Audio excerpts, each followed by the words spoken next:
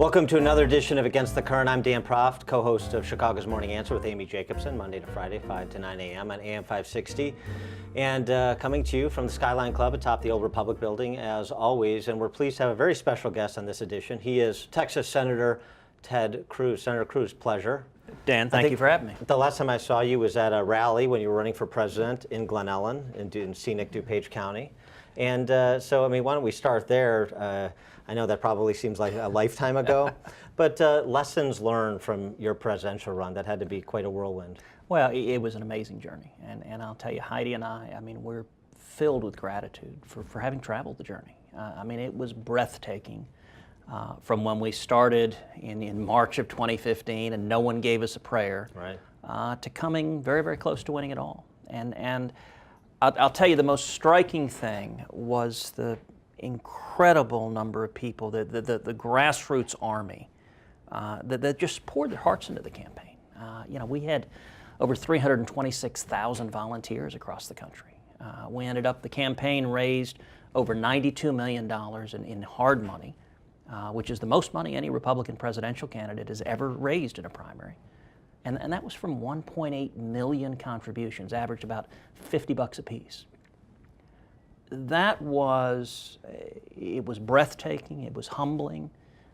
It was amazing every day to see working men and women, to see single moms, to see young people, to see veterans, to see small business owners, just stepping up and saying, look, we're going to fight for our country. And it was inspiring. It was inspiring to see their passion and to be part of the efforts of a whole lot of people trying to change the direction of the country. Certainly once the field cleared and it came down to you and Donald Trump, you were the choice of philosophical conservatives like myself.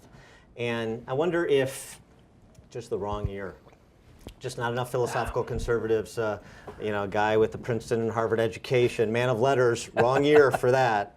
And that's kind of how you do the postmortem on it, or are there other things where you say, gosh, I really should have zigged when I zagged here? Oh, look, there are a lot of factors that fed into it, and you can drive yourself crazy second-guessing things. Right. I'll leave it to other prognosticators to figure it out. What I'll tell you is, number one, I think conservative principles, I think this country remains conservative. Some of the pundits who want to look at the race and say that we're no longer conservative, I think they're misreading the factors that were at play there. I think the same values, free market principles, belief in the Constitution and Bill of Rights, the same values that have resonated in America for decades and for centuries, I think those still resonate today. Really, you do? Because absolutely. Interesting piece in the Journal about how Trump won, some regression analysis, and they looked at the principled conservative quadrant, the free minds, free markets, free society. And that's 1 in 4 of the general electorate. The takeaway was basically the country wants somebody that picks justices in the model of Antonin Scalia, but otherwise is sort of a populist, government-centric politician in terms of economics. I think that's complete nonsense. I don't think it is remotely true. Look, there was a differential that was based upon media saturation and where the message got out. And we ran a very data-driven campaign. Our best demographic was young people. We were consistently winning young people over and over and over again. I think we won young people in I think 17 states. The biggest reason I think we won young people is that we could get our message to them, that they weren't dependent on any one media source. They were getting messages from social media, from the internet, from online. And the pattern we saw is that when we had informed voters, when we got our message to them, the message resonated and we prevailed. The challenge at the end became that the deluge was so great you couldn't get the message through. So your position is this is the Republican Party at its core, at its foundation, is still the party of Ted Cruz and Mike Lee and Rand Paul? No, we're the party of liberty and the Constitution and the Bill of Rights. Okay. You know, one of the great things about conservatives, this isn't about any one person. This is about principles and values and issues. It was one of the amazing things about our campaign is the people who were doing it, they weren't doing it for me. They weren't doing it for Heidi. They were doing it because they love our country. But you do need carbon-based life forms to carry the message. It helps. Right? Yeah. I mean, so the abstractions are important, but they need messengers. But, you know, if you look at, let's take Reagan's presidency or Obama's presidency. They were both based on a coherent and systematic set of principles and values, which meant everyone in the administration knew those principles and values and every day could work to execute them, whether expanding liberty, as Reagan's administration did, or contracting liberty, as Obama's administration did. The same thing was true in our campaign, is that the people who were drawn to our campaign did so because they passionately believed in the values we were fighting for. A couple of stories. I remember in California, in the spring of last year, I was out there at the state convention, and two little kids came up to me. A 4-year-old and 6-year-old, they both handed me envelopes filled with change. They had held a lemonade stand the weekend before, and they wanted to take all the money from their lemonade stand and give it to the campaign to help save the country. And that was the 40% the California state government let them keep, right? Yeah. Yeah, I mean, for the kids, it's amazing they had any change left. Right. Another example in Indiana. Heidi was at a volunteer center and was thanking volunteers there. And this one woman stopped her and said, Heidi, I have a letter here. Would you bring it to Ted? She said, yeah, sure. And she said, my husband is from Hungary, and I'd really like for him to be ambassador to Hungary. And Heidi kind of stopped, and she smiled a little bit, and this woman said, look, I get the joke. I understand that ambassadors are usually rich guys, and they've either raised a bunch of money or given a bunch of money. And she said, we don't have all that much money. But she said, you know what? I've made over 10,000 phone calls for this campaign. And you ought to be able to become an ambassador by making 10,000 phone calls. And Heidi looked at her, and her reaction was, that's absolutely right. That's what we were seeing. And the reason people poured the time and energy into it is that we believe in individual liberty, in the power of free men and free women, in the opportunity. There's a reason people from all over the world come to America, because there's no country on earth that gives people the freedom we have here, the ability to go start a business, to go chase the American dream, to do whatever your heart's desire is. And for 8 years under Obama, we were on the wrong path. We were losing those freedoms that are essential to who we are as Americans. I am convinced those remain fundamental to who we are, and they'll remain fundamental going forward. So given your unique perspective with the campaign that you went through, 8 months into the Trump administration, are we on that right path, or is it still a bit muddled? I hope so. Look, it is certainly muddled. At this point, you'd have to say incomplete. I remain hopeful. I remain optimistic. We've been given a unique opportunity. The week after the election, I got on a plane, I flew up to New York, went to Trump Tower, and I sat down with the President-elect. I said, Mr. President, this is an historic opportunity. We have Republican control of the White House, of every executive agency, and of both houses of Congress. We got to deliver. And I told him, Mr. President, I'm going to do everything humanly possible to help lead the fight for us actually to do what we promised we would do. And what did Jared Kushner say? I'm just kidding. Come on, I'm just kidding. Jared was not in on that meeting. Okay. So, but look, that has been my focus, is the test for this is going to be real simple. Did we do what we said we would do? I think there are 4 big priorities for Congress and the administration. Repealing the disaster that is Obamacare, fundamental tax reform and fundamental tax cuts, fundamental regulatory reform to unleash small businesses and ranchers and farmers and new jobs, and appointing and confirming strong principled constitutionalists to the Supreme Court and to the federal bench. Well, how about on that first item? Yeah. Going back to the idea that the Republican Party is still the party of individual liberty and constitutional principles, it didn't seem that way through the Obamacare repeal process. That remains incomplete. It seems like what we found out is there are a lot of big government Republicans who are a little bit disingenuous about their interest in repealing and replacing Obamacare. Dan, I can't disagree with you. That has been a frustrating process to go through. What I'll say is I don't think we're done yet. We had a vote. The vote came 1 vote short, and you saw a lot of Democrats, a lot of folks in the media celebrating and popping champagne. It reminds me of what Mark Twain famously said, reports of my demise are greatly exaggerated. I think we're close to getting it done, and I at least haven't given up. I think we have to deliver. We have to repeal Obamacare. Republicans have spent 7 years campaigning, saying, if you elect us, we'll repeal Obamacare. It's the one central thing we've said for 7 years. If we can't do that, I think we as a party look like complete laughingstocks. And so I think we're close. I think we're closer than many outside observers think. I think we probably have 45, 46 votes. That means we need a handful more. But we can get there, and I think the key to getting there is focusing on lowering premiums.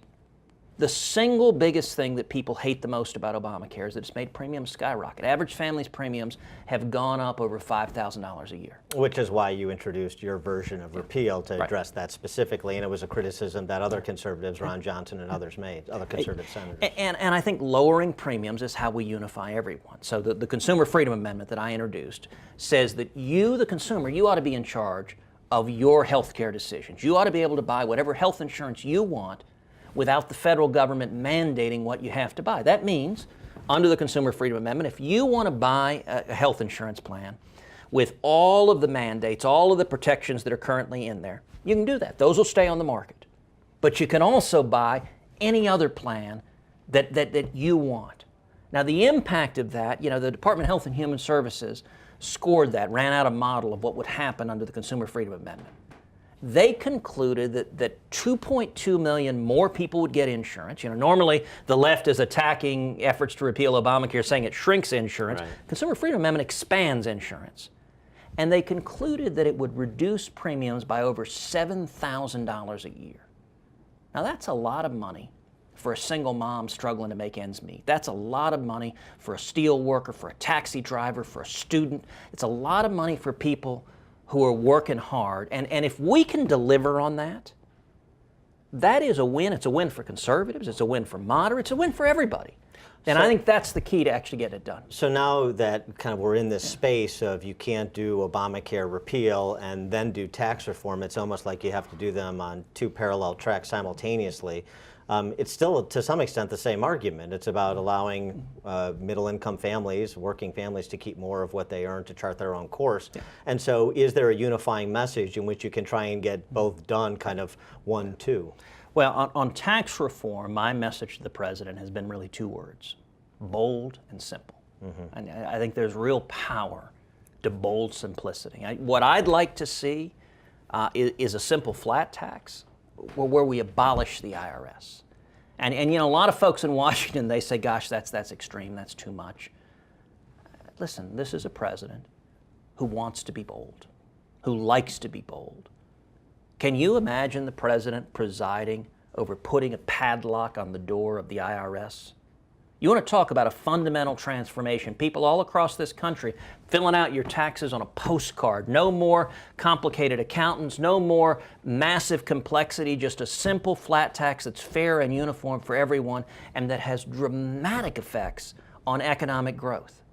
Well, that would be powerful. It would be powerful, but that boldness has been tempered by the reality that, for example, IRS Commissioner John Koskinen, who presided over all of those IRS abuses, is still there. Why? It's completely indefensible. I have no answer to that. I will say I think many of the appointments of the new administration have been quite good. I think Neil Gorsuch was a home run. I think many of the regulatory and executive decisions by the administration have been quite good. Look, pulling out of the Paris climate deal was exactly the right thing to do, but it wasn't easy. I mean, the president was lobbied like crazy by big business interests to stay in this, and he did the right thing. I spent a lot of time urging President Trump, pull out of this deal because it will cost millions of jobs and working class jobs. I think the answer both now and going forward is that Republicans are, and we should be, the party of working class men and women. Actually, I think President Trump put it very, very well the day after he pulled out of the Paris climate deal, where he said, I was elected by the people of Pittsburgh and not Paris. Right. That's what Republican focus needs to be. And by the way, the Democrats have given us a massive opportunity for that. If you look at the last 8 years, Democrats basically picked between two traditional favorite children of the Democratic Party. And the Democratic Party decided to go with the money from California environmentalist billionaires instead of the jobs of union members. Listen, we're in Chicago, a city that has been beset by Democratic politics a long, long time. Yes. There are a lot of union members in this town in Illinois who've been completely left high and dry by the Democratic Party because the Democrats have said, you know what, the California billionaires have more money, so we don't care if you have jobs. One of the big reasons Trump was elected, one of the big reasons why I won 12 states, was working men and women are fed up with Democrats not focused on their jobs, their wages, their opportunity. And I think if we fight for working men and women, that's the path forward. And so where does, for example, speaking of Chicago, speaking of Tiny Dancer, our mayor, speaking of Jeff Sessions and the new cabinet, the new Jerusalem in D.C., sanctuary city, and bringing the hammer down to attach consequences to flouting federal law for cities like Chicago. I mean, you're from Houston. That is a diverse city. It kind of mirrors Chicago, like a third white, third black, third Hispanic, similar in size. What about the posture that the Trump administration has taken to sanctuary cities? Look, I think the administration is exactly right. I think the Department of Justice is exactly right. Jeff Sessions, I think, was a terrific appointment. I was a vocal advocate for Jeff Sessions, and he is a friend. Listen, sanctuary cities, outside of the corrupt world of politics, the issue is a no-brainer. Should law enforcement be releasing violent criminals? You know what, let me suggest, don't even poll this question. Go to any bar. Let me ask folks at home. Go to a bar tonight and just ask people there, you got a murderer in custody. Should you let him go and wander around the neighborhood? My guess is the response complicated, Senator Cruz. Would not be a response that could be printed in the newspapers or aired on public airwaves. Well, so this is the thing, and this is a great issue because these are the one of two instant classic Ted Cruz moments for me. You in your role as United States Senator, presiding over these committee hearings and deconstructing the arguments of the left. One was with Aaron Mayer, the former head of the Sierra Club. We'll get to that. But the other was with Sandy Saldana, who was the former head of ICE, who's a Texan. He otherwise seemed to have a pretty cordial relationship with. But you were just going through the numbers with respect to the number of violent predators, violent criminals who are here illegally that were released time and time again by ICE. And and arguing a little bit about the numbers, but the numbers are somewhat esoteric, somewhat ancillary because they're just kind of statistics, so they don't have the same meaning. But the stories day after day about people that shouldn't be here over and over again, killing or maiming or raping people, American citizens. I mean, these are real things. And Saldana, to her credit, kind of conceded your point without formally conceding it. Well, one of the most disgraceful things about the Obama administration is how they openly flouted and defied and ignored federal law. And so, that particular hearing you're talking about, I think I was relying on 2013 data that had just been released. There were about 100,000 illegal aliens that had been released from custody. Of those, I think it was 193 were murderers, had homicide convictions. Over 400 had sexual assault convictions, and some 16,000 had drunk driving convictions. Now, again, go back to the test of the bar. Ask people, should the federal government be releasing 193 murderers who are illegal aliens? The answer would be hell no. Nobody in their right mind would do that. So I asked her, I said, Ms. Saldana, how many murderers did the Obama administration release last week? Her answer was, I don't know. I asked her how many rapists, she didn't know. How many drunk drivers, she didn't know. I think the only right answer to those questions are zero, zero, and zero. The fact that she said not zero tells you everything you need to know. And the fact that she didn't know, they didn't even care. They were releasing them in such massive numbers. And I do believe that Jeff Sessions, listen, he cares about enforcing the law. I am hopeful. Now, we're still early in the administration. We're going to see what the pattern is of what they're doing. But I am hopeful the next time we have a hearing, I intend to ask those same questions of the Trump administration, and I very much hope the answers we get become 0, 0, and 0. I think they're good people implementing it. But results matter. Well, right. I mean, it seems to me that, everybody says, of course, in answer to that question, no, of course, people who are violent criminals who are here illegally should be deported. Everybody says that, and yet they're still here. And so it causes a complete loss of faith in the system and in political leaders. And so I'm not even willing to entertain the conversation about increasing legal immigration, changing legal immigration laws to make it easier, and so on and so forth, until you keep a promise that you say you're going to keep and you don't. Right. Well, let me give one data point that is actually an incredible affirmation of the ability to deliver on these promises, which is illegal immigration. Back early this year, January, February, I think it was February, I was down in the valley, down in McAllen. And I joined the midnight muster at the Border Patrol. I usually, when I'm down in the valley, go visit with the Border Patrol. But I joined the midnight muster there and actually went out on a midnight patrol with the Border Patrol after that. So, I was in the room probably, I don't know, maybe 150 agents, and I spent about a half hour answering their questions, listening to their concerns. What's amazing is even back then, just in the opening weeks of the Trump administration, illegal immigration had already plummeted by over 60%. I mean, that's staggering. And I asked folks, as we were on the midnight patrol, I was asking the agents, I said, all right, what's changed? I said, look, we haven't built a wall yet. It's only a few weeks into the administration. Haven't hired any new Border Patrol agents. There hadn't been time for any dramatic new policy changes to go into effect. So what's different? How do you explain the numbers dropping 60%? And to a person, what the agents told me is they said, listen, the only thing that's different is the cartels and the coyotes. They now know there's an administration in power that's going to enforce the law. That with Obama, they knew if they got caught, they'd get released. And the difference was, they said, they know we're going to enforce the law, and so now they're not coming. Culture. Everything is culture. If you make a mockery of the laws, others won't respect them either. And, I got to say, over the last number of years under Obama, talking to Border Patrol agents, I mean, they were demoralized. I mean, can you imagine you're out there 2, 3, 4 o'clock in the morning, you're risking your lives, you're apprehending dangerous people, coyotes, drug cartels, violent armed criminals. You catch them, bring them into custody, only to see them released within hours or days.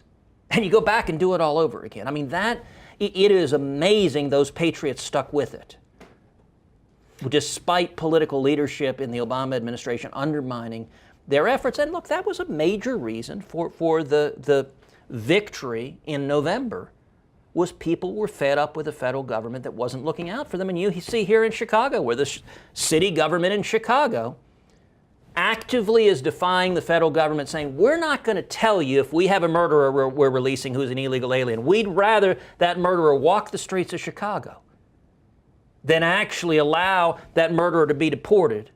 I mean that's just nutty, and it's partisanship taken to an extreme. Well, I mean, you have the layers of nuttiness here. It's a bottomless reservoir. You have the Chicago political leadership here advising us on what to do in case of a North Korean nuclear attack, but they can't keep half the neighborhood safe, right? So this is just a special case. But I wanted to pick up something, because the immigration issue is also subject to a lot of racial demagoguery. Sure. And of course, this week we have the terrible white supremacist domestic terrorist attack that left one woman dead, murdered a woman, and injured many others, and then 2 Virginia state troopers also died in a plane crash that was tangentially related.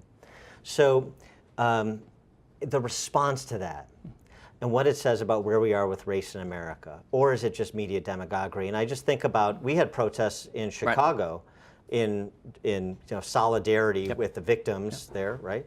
But 5 police officers are gunned down in Dallas. We don't have marches in Chicago and around the country for those 5 police officers. So what does it say about where our culture is at with respect to race relations and respect to law enforcement? Because as we were just talking about, culture drives everything. Listen, there's a ton of demagoguery, a ton of politics around all of this. And none of us should be surprised. This is the world we live in. The media, they're not fair and impartial. They are partisan players. So a lot of people were jumped on the tragedy in Charlottesville and tried to use it for their own political advantage. What happened in Charlottesville was repulsive. hatred and bigotry and violence and murder are wrong. Period, the end. I don't care who's hating. I don't care who the bigot is. I don't care who's committing the violence, who's committing the murder. It is wrong. And that ought to be a real simple principle. Listen, the Nazis, the Klan, white supremacists, those guys are idiots and thugs. And, we had, about a month ago, we had a hearing in the Senate Judiciary Committee on free speech on campus. And it was a powerful hearing talking about so many college campuses that are stifling free speech, so many leftist administrators and professors that back up students who want to silence any view that they hear that might be contrary to leftist orthodoxies. And one of the things I said at that hearing, I actually talked about Nazis and the Klan about a month ago, and I said, you know what? Under the First Amendment, Nazis and the Klan have a right to speak peaceably, but they have a right to express their views. Actually, a very famous Supreme Court case came out of Illinois, Skokie, Illinois, right, where the Nazis want to protest. Right. And defended by the ACLU. Yeah, and the Supreme Court said the Nazis have a right to stand up and speak. Now, they have to do so peaceably. They can't commit violence or murder. But what I also said in that hearing, and what I said in response to Charlottesville, is every one of us then, when they do speak, has an obligation, a moral obligation, to speak out and say what they are saying is lies, it is bigotry, it is evil, and it's wrong. That's how free speech works. And I actually think, I'm someone who believes in what John Stuart Mill called the marketplace of ideas. That the best solution for bad speech, the idiocy of the Klan and the Nazis, is more speech, is people saying, it is responding to it and shining a light against it. Now listen, there are folks on the left, this Antifa crowd, the Black Lives Matter, the people who murdered the police officers, the guy who murdered the police officers in Dallas. Bigotry and hatred and violence and murder is wrong, period. And it shouldn't be difficult for anyone, regardless of where you fall in the political spectrum, to say if you're engaging in rioting, if you're assaulting people, if you're murdering people, it's a criminal act. And it may well be a terrorist act. I think what happened in Charlottesville, watching that car plow into a crowd of people, that's domestic terrorism.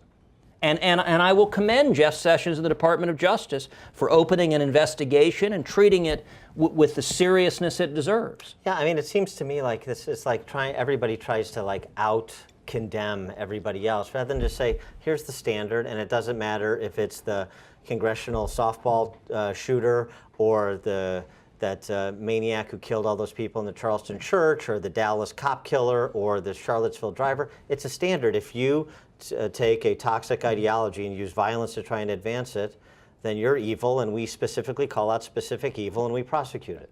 And why is that so difficult? Before you and I sat down here today, you were joking, hey, have you ever been interviewed before? I have to say, well, once or twice. Actually, the first TV interview I ever did was back, I think it was 1997. I was a young lawyer in D.C. And it was a show on PBS called Debates. And it was sort of like Firing Line. It was actually the same producer as Firing Line, and they did different topics and had people debate. It was hour-long. It was actually a lot of substance to the show. But the very first show, the topic was, should we grant, quote, amnesty to America's, quote, political prisoners? Mm-hmm. Which was a term for leftists of these various terrorists who had fought, cop killers and other people. FALN. And they wanted to grant amnesty to these political prisoners. And so they asked me, because they were looking for someone willing to argue the other side, kind of like the circle of everyone on the left. And so I got a call, asking, hey, are you willing to come do this interview? And I said, so let me get this straight. You're asking me if I'm willing to defend the proposition that violent criminals and murderers should be punished.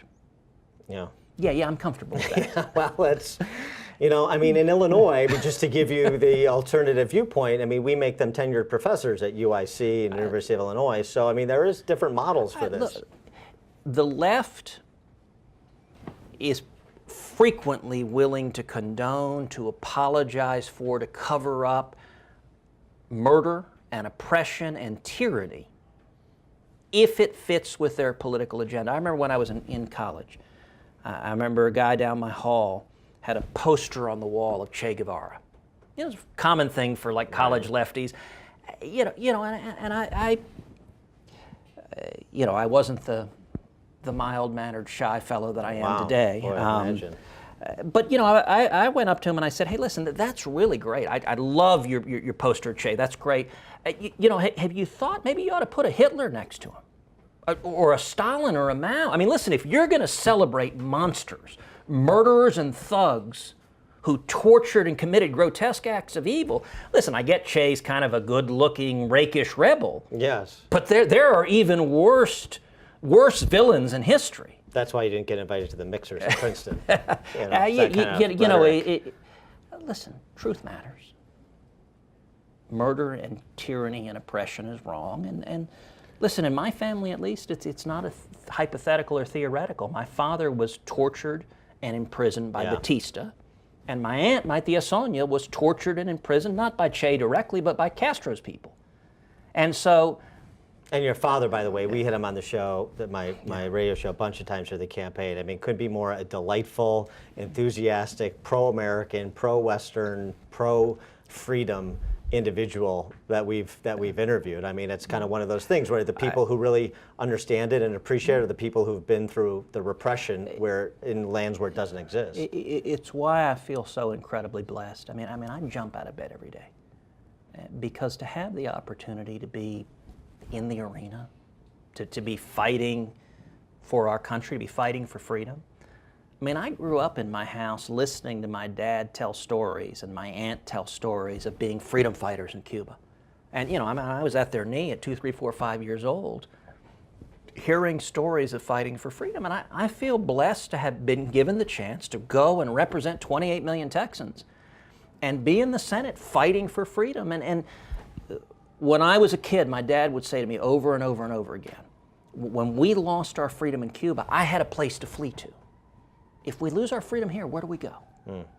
And that's, you and I both have that blessing. You're battling for liberty on the airwaves. I'm trying to battle for liberty on the Senate floor, but both are different parts of the same broader arena of ensuring that the America tomorrow is even brighter and greater than the America of today and the America of yesterday. Do you worry about what Shelby Steele, the great Shelby Steele, Content of Character, and other great books, the academic, calls the culture of deference? He wrote one of the 4 best pieces for the 2016 election. This was one of them. And it basically is this idea that, you know, America's original sin, slavery, carried forward, and now all kinds of other groups that want to lodge grievances see that the path to political power and thus entitlement is through victimology. Real in the case of African Americans and descendants who were enslaved, that's real, or imagined, but for the same purposes of gaining political power to distribute the spoils of war to themselves. And that's a real problem because it's like a kleptocracy. Rather than people looking at that and saying, that's bad, we need to stop that, they say, I see how it works, I want to get in line. Look, I haven't read that particular piece, but the principle, there is no doubt that there are those on the political left who want to expand the feeling of being a victim to enhance their political power. And it's a tool that I think is profoundly harmful. You know, the reason I'm a conservative is very simple. That I believe the American free enterprise system, it has been the greatest engine for prosperity and for opportunity the world has ever seen. I think the people hurt the most by democratic policies are African Americans, are Hispanics, are people on the relatively low rungs of the economic ladder who aspire to climb higher. And why? Because they're trapped in dependency. You look at cities like Chicago. Democrats have run this city for decades. 100 years. And yet, you have communities, especially minority communities, many of whom are trapped with rampant violence, gun violence, shooting. How's the gun ban worked out here? You see homicides through the roof because the criminals are all armed to the teeth. And even more damaging than the crime, and the crime is horrific, is trapping people in a culture of dependency. What people want is a job. They want dignity. They want to be able to look their kids in the eyes and say, I provided the food for you. And you're not doing anybody a favor by making them dependent on government. I remember my dad used to tell me as a kid. He said he came out of the University of Texas, graduated in 1961. And here was his approach to racism and discrimination. He said, listen, when I was out applying for a job, I think it was 62, he went to work for IBM. when I was applying for a job, he said, my assumption was if I applied for a job, I'm obviously an immigrant. My father had a very, very heavy Spanish accent. He just learned English a couple of years earlier. He said, if I apply for a job and there's an American who's equally qualified, they'll hire the American. And my dad was actually not horrified by that. He said, you know what, in Cuba they'd hire me. He just said, listen, that's human nature. I may not like it. And my father's solution, and again, he told me this as a little kid, is he said, listen, I'm just going to work so hard that I'm going to be 2 or 3 times better than that other guy, so you'd have to be an idiot to hire that other guy.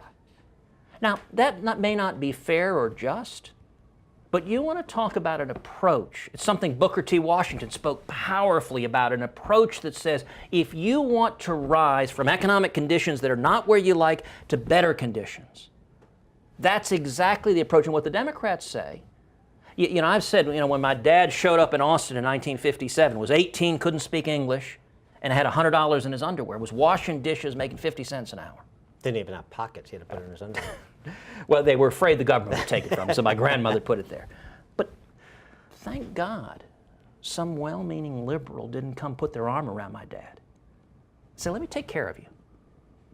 You know, you're not able to work for yourself, so let me make you dependent on government. Let me give you a check. Let me sap your self-respect. Let me sap your individual responsibility. And by the way, while I'm at it, don't bother learning English.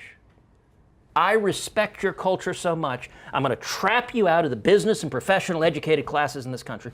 That would have been absolutely destructive. Very helpful for the Democratic politician, but completely destructive to my dad. Well, I mean, it's Martin Luther King. One of his famous speeches about the street sweeper. If you're going to be a street sweeper, be the Michelangelo of street sweeping, right? It's the same concept. Yes. Last question before I let you go is one of the intellectual leaders of the conservative movement, and as we sit here today in 2017, where do you see it? Is it going to be the free minds, free markets, free society, free movement of labor, conservative movement that Buckley and others envisioned, or is it going to be something like what your colleague Jeff Flake recently wrote about in his Conscience of a Conservative Part 2, where it's all about tonality? Listen, I believe truth will prevail. The truth is that no system in the history of mankind has produced more prosperity, more opportunity, more economic mobility than the American free enterprise system. If you want to help people who are struggling, create an environment where small businesses grow, where there are more jobs, where their wages going up, get government out of the way. And I think the United States Constitution, the Bill of Rights, protecting the fundamental rights, free speech, religious liberty, the right to keep and bear arms, the basic rights of free men and women, are foundational, and that truth will never change. Now, short-term politics, I don't know what happens in short-term politics. I actually think the 4 things we talked about earlier, repealing Obamacare, tax reform, regulatory reform, and strong constitutionalists on the court, if we deliver on those 4, then I think we'll see terrific elections. I think Republicans will gain in 2018. I think we'll see Republicans go forward and win. But if we fail to deliver on all of those, I think there's a very good chance we get clobbered. And you know what? If we can't deliver on anything we promise, we deserve to get clobbered.